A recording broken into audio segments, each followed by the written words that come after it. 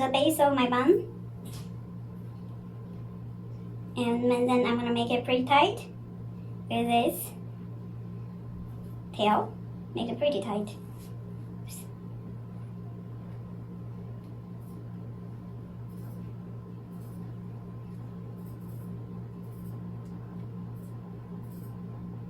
Alright, so I'm just gonna turn around, turn this tail on the base.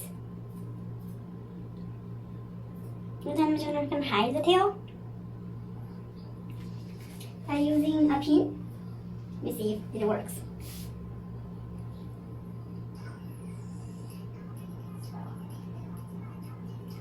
Alright, that's not bad. Not a bad look at all.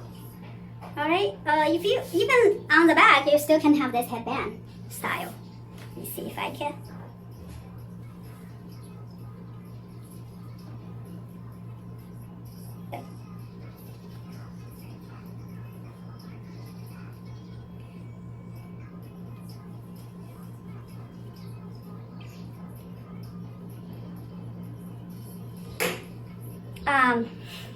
So it might get yeah, you can still have this look if you want to, or